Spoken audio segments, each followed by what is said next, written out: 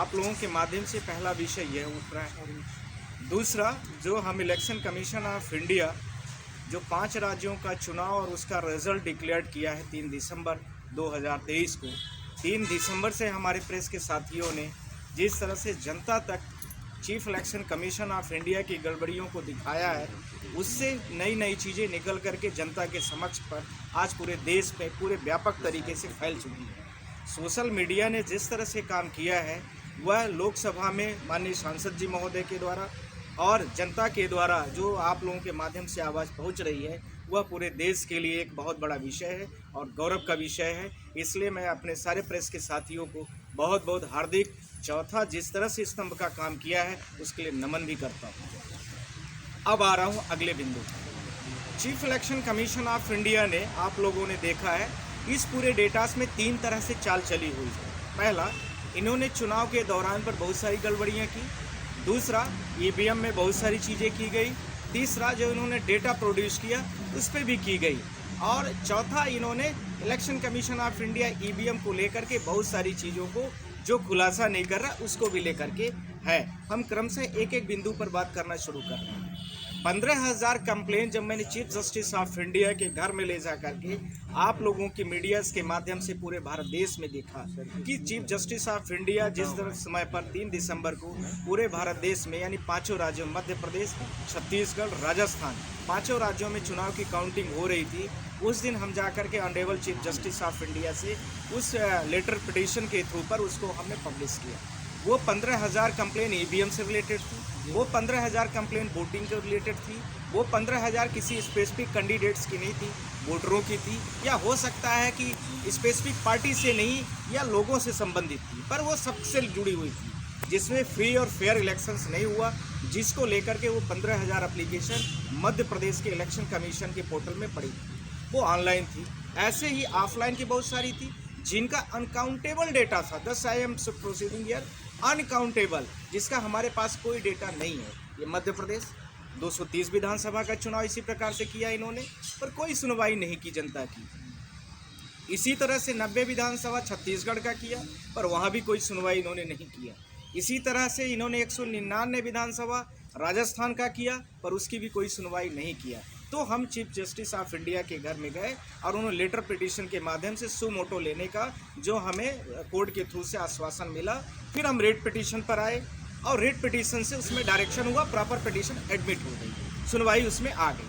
अब आ रहा हूँ दूसरी बात पर। ध्यान रखने की ज़रूरत है कि इलेक्शंस के दौरान पर जो ईवीएम में गड़बड़ियाँ थी, इन रेगुलरीज ईवीएम को लेकर के थी, बोर्ड कास्टिंग को लेकर के थी, और इसके साथ में और उससे विभिन्न तरीके के जो टेक्निकल मुद्दे थे उससे जुड़े हुए थे। पर इन्हीं के साथ में एक नया चरण खुल के आया, जो मध्य प्रदेश छत्तीसगढ़ में चुनाव को लेकर के रिजल्ट डिक्लेयर हुए, उनमें पूरा का पूरा डिजिटल डेटा ही इनका खराब था, जिसको लेकर के मैंने आप लोगों को बुलाया आज।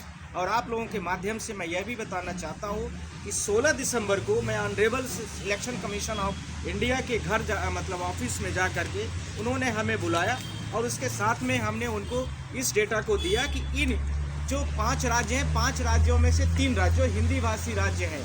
आप लोगों के सामने आप लोग देख सकते हैं, ये आप लोगों के सामने मैं इसको दिखाना भी चाह रहा हूँ, आप लोग इसको देख लीजिए सारे लोग। यह डेटा है 16 जनवरी का। 16 जनवरी को हम इलेक्शन कमीशन ऑफ इंडिया के पास गए और हमने बोला कि मध्य प्रदेश, छत्तीसगढ़ और राजस्थान जैसे तीनों राज्यों में अलग अलग लेवल पर जो टोटल वोट पड़ी है और टोटल वोट्स ऑफ जो मार्जिन है, उनमें काफ़ी बड़े लेवल पर डिफरेंसेस है, अंतर है। उस अंतर को आप वेरीफाइड कर लीजिए।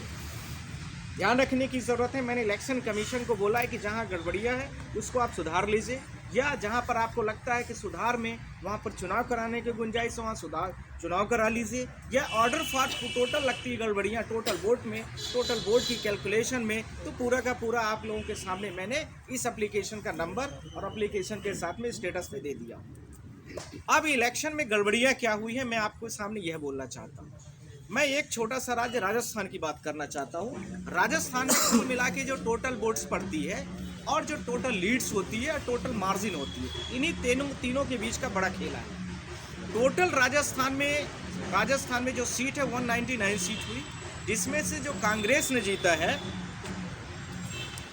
कांग्रेस को उसमें मिली हुई है, बीजेपी को मिली है 115 सीट और इसके साथ में कांग्रेस को जो मिला हुआ है उसमें है 69 सीटें, ठीक।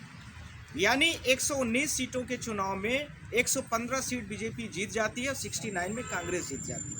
115 सीट में कुछ न कुछ डिफरेंसेस रहा होगा, जाहिर सी बात है, और कंटेस्टिंग पार्टी वहाँ कांग्रेस है, ये भी ध्यान रखने की जरूरत है।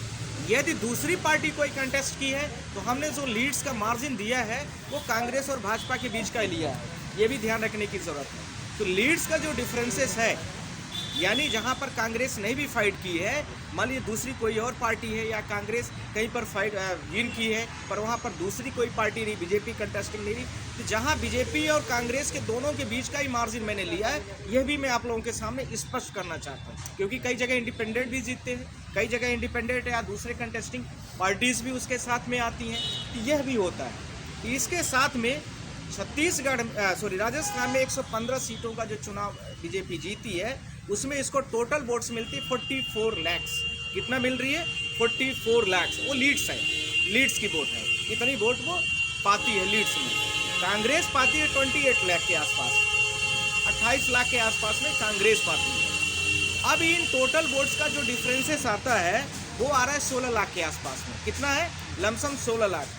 अब यह लीड्स का डिफरेंसेस होना चाहिए टोटल बीजेपी का जो टोटल वोट्स है, यानी 119 सीटें, 199 सीटें जितना बीजेपी लड़ी हुई है चुनाव, 199 सीटों पर जितना टोटल चुनाव में वोट पाई है, माइनस 199 सीटों में जितना कांग्रेस लड़ी है, उनके टोटल के डिफरेंसेस के बराबर होना चाहिए। तो आप लोग सोच रहे होंगे कि टोटल वोट बीजेपी जो है और कांग्रेस पाई कितना है, तो वही मैं आपको बताना चाहता हूँ। बीजेपी जो पा रही है 199 सीटों पर टोटल्स पा रही है 1,65 लाख, और जो भाजपा पा रही है 1,56 लाख।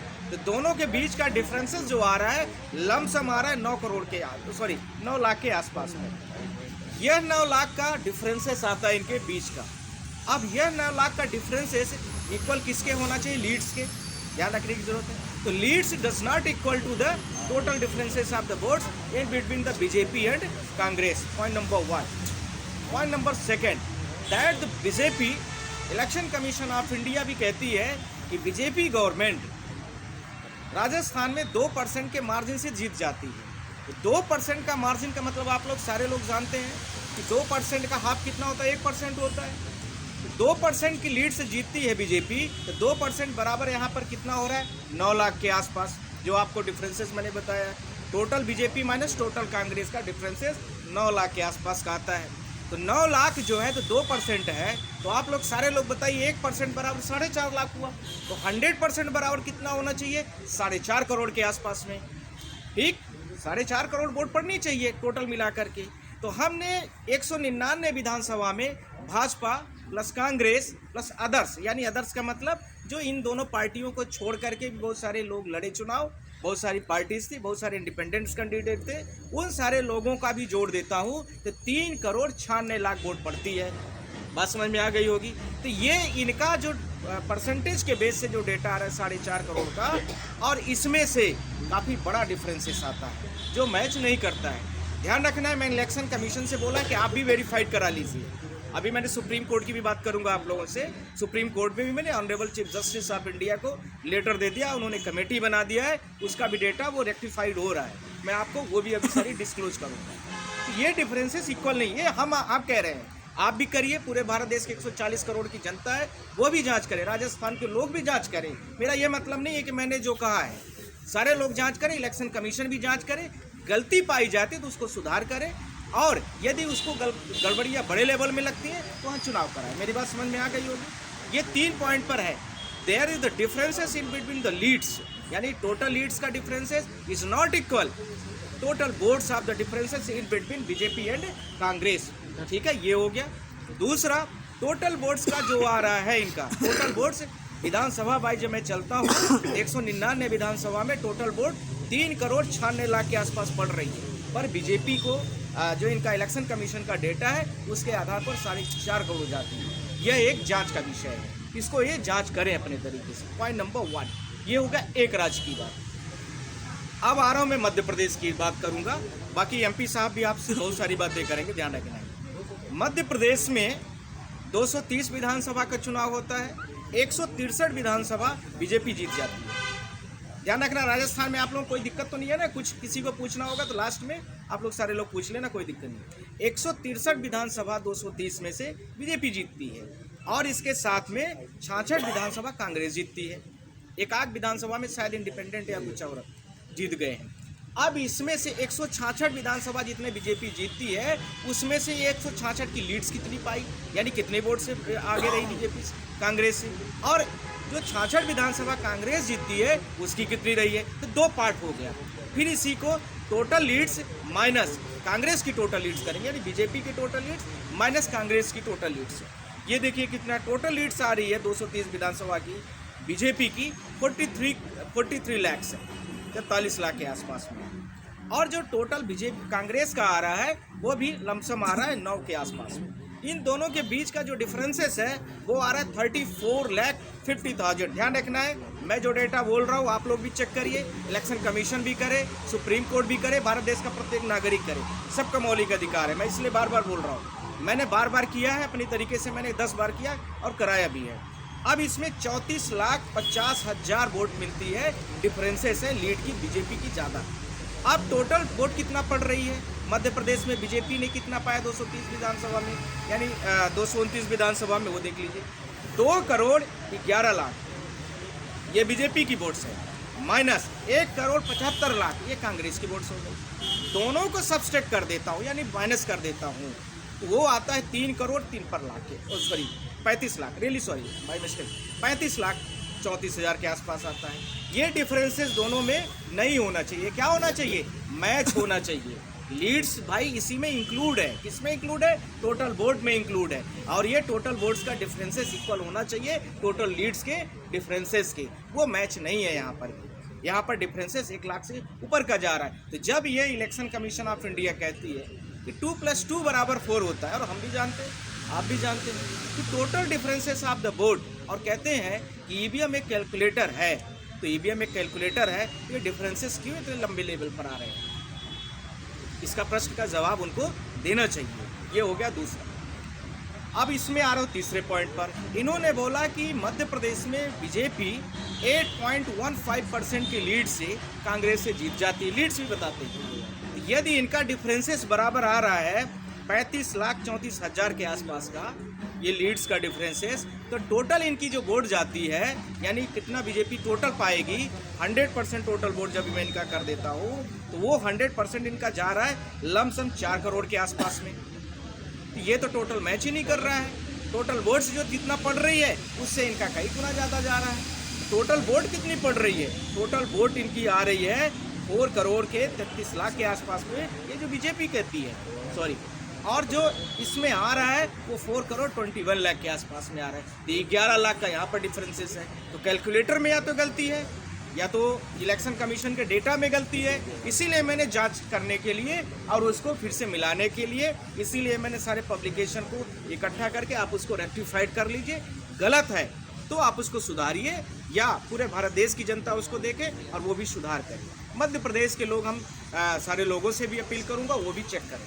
ये डेमोक्रेसी का विषय है, फ्री और फेयर इलेक्शन होना चाहिए, ये हमारे आपके सबके बीच का विषय है, ठीक है। तो यहाँ पर भी ध्यान रखना है कि total leading of votes in between the BJP and Congress margins का डिफरेंसेस नहीं इक्वल है। Total votes of the BJP and Congress का टोटल डिस वोट का वो भी इक्वल नहीं खा रहा है। टोटल परसेंटेज में आता हूँ उसमें डिफरेंसेस नहीं खाता है। टोटल वोट्स कैलकुलेट करता हूँ उसमें डिफरेंसेस मार्जिन बहुत बड़े लेवल पर है। तो इसको भी देखने की ज़रूरत है, उसको भी जांच करें। इसी प्रकार से छत्तीसगढ़ का भी आता है। जैसे मध्य प्रदेश, छत्तीसगढ़ और राजस्थान का सबका आया हुआ है, इसी राजस्थान मध्य प्रदेश का है, ऐसे ही छत्तीसगढ़ का भी आया हुआ है।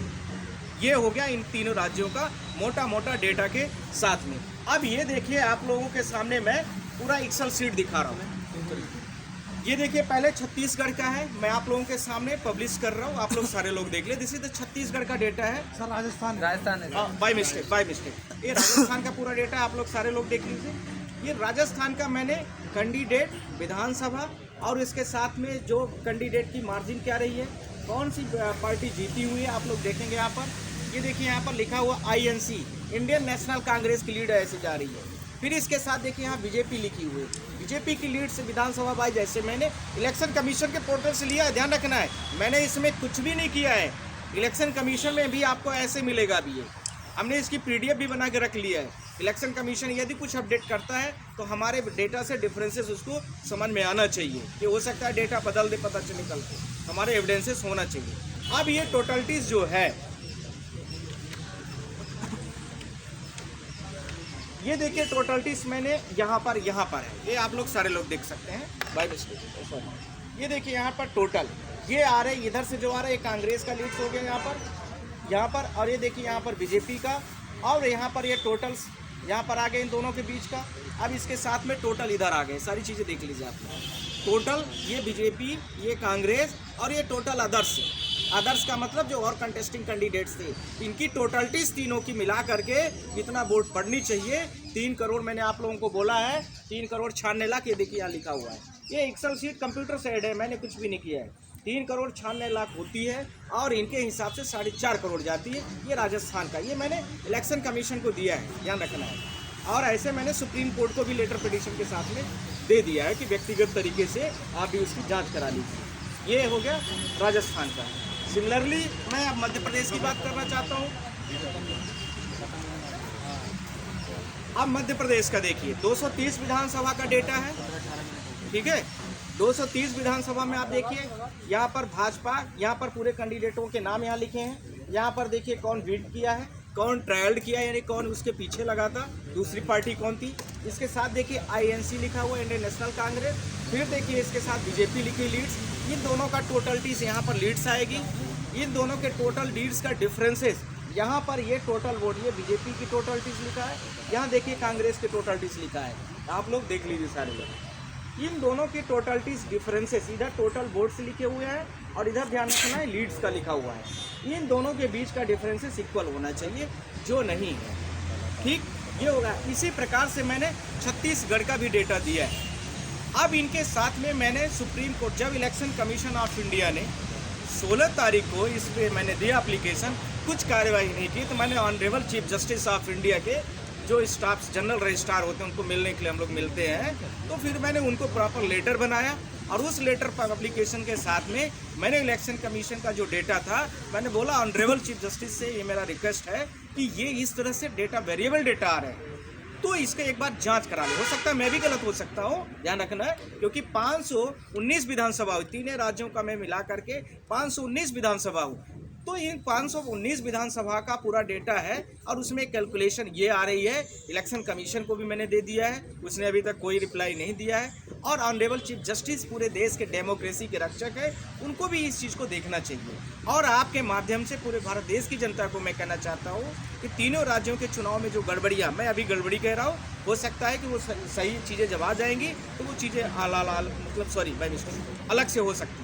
ये सारी चीज़ों को अलग अलग तरीके से उसको चेक कर ले, सारे भारत देश की जनता उसको चेक कर, ये मेरा हर बार कहना है। और जितनी मैंने प्रेस कॉन्फ्रेंस की है हमेशा यही बोला है कि इलेक्शन कमीशन से भी मिस्टेक हो सकती है, सारे डेटास को सब लोग चेक करें, ये सबका मौलिक अधिकार है और कानूनी भी अधिकार है। अब मैं आ रहा हूँ दूसरे पक्ष पर, ये डेटा की बात हो गई।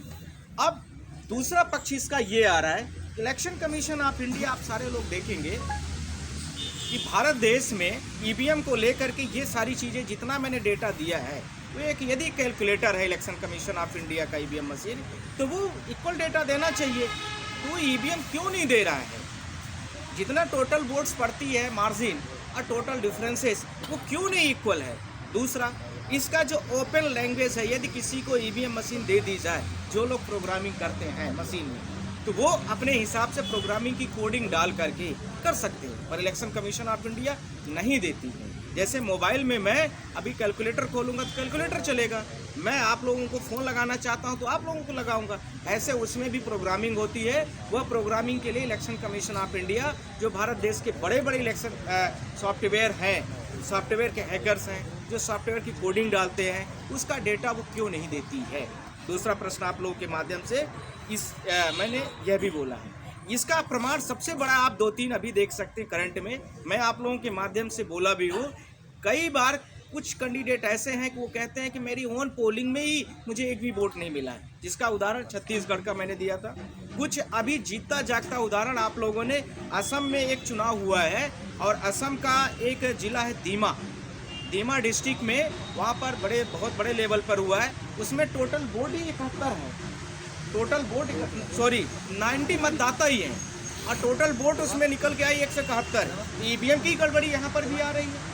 ये सारी चीज़ों के साथ में मैं आप लोगों से, कई जगह पर ऐसा भी होता है कि इलेक्शन कमीशन ऑफ इंडिया जैसे ही अपोजिट पार्टी के लोगों को जीतता हुआ देखता है तो बीमार भी पड़ जाता है। आप लोगों ने चंडीगढ़ में देखा होगा, अभी हाल ही में चुनाव चल रहा था और बहुत बड़े न्यूज़ ने पब्लिश किया है कि और अलायंस के लोग जीतना शुरू कर दिए तो वहाँ पर जो है तो वो बीमार हो गया है। तो ये इलेक्शन कमीशन जो है इन आधारों पर मुझे लगता है कि एक पक्षी कार्रवाई करना चाहता है।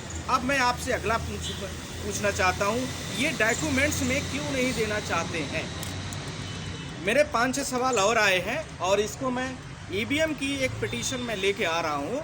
उसमें मैं आप लोगों के माध्यम से इस देश की जनता को और आप सबको यह बोलना चाहता हूँ कि मेरे फैक्ट्स क्या क्या हैं ईवीएम को लेकर के, वो भी सुन लीजिए। इसमें माइक्रो कंट्रोलिंग एक यूनिट्स होती है। माइक्रो कंट्रोलिंग यूनिट्स बनाने वाली जो भारत देश में चीज़ें हैं वो एक कंपनी फेल है, आप लोग जानते ही हैं। दूसरा ECIL है। इसको बनाने वाला व्यक्ति जो है उनके नाम क्यों नहीं पब्लिश करते हैं? दूसरा, ये इलेक्शन कमीशन ऑफ इंडिया इतने बड़े देश का चुनाव कराता है तो इनका पूरा डेटा क्यों नहीं पब्लिक डोमेन में सर्किट में पूरी चीज़ों को देता है? RTI के अंडर में भेल को और ECIL के जो चुनाव को लेकर के, इलेक्शन कमीशन को लेकर के जो EVM और VVPAT मशीन को प्रोड्यूस करता है, बनाता है, डिलीवर्ड करता है, उसमें क्या डेटा डाली गई है, कौन सी, जब 2+2 = 4 होता है, यही EVM का काम है, तो फिर इतना क्यों, उसमें कौन सा सॉफ्टवेयर डाला गया है कि उसको आप पब्लिक डोमेन में नहीं देना चाहते हैं? ये मेरा अगला सवाल है उनसे।